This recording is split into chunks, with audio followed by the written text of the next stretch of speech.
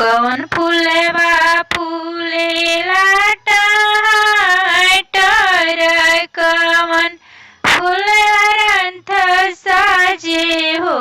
ए मैया कवन फूलवा रहे लुहल भाई सेवक तोहरे बाट जो है हो।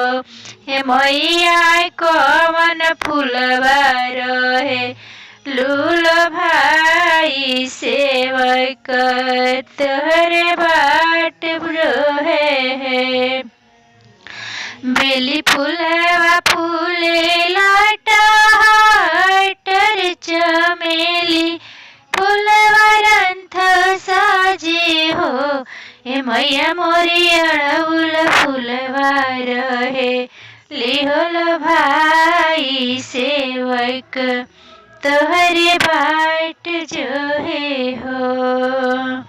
कौना बनवा बोले कोई लड़िया त कवना बनवा मोर बोले हो। ए मैया मोरी कवना बनवा बोले सहरे सवा सेवकवा रौरे बाट जो है हो।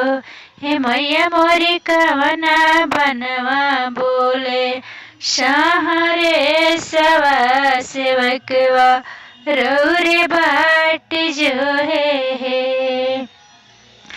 रन बनवा बोले कोई लड़िया आनंद बनवा मोर बोले हो। हे मैया मोरे वृंदावने बोले सहरे सवा सेवकवा रौरे बाट जो है हो। हे मैया मोरी वृंदावने बोले सहरे सवा सेवकवा रौरे बाट जो है हो। कौन फूलवा फूले मैया, कौन फूलवा फूलेला टमाटर, कौन फूलवा रंथ साजे हो।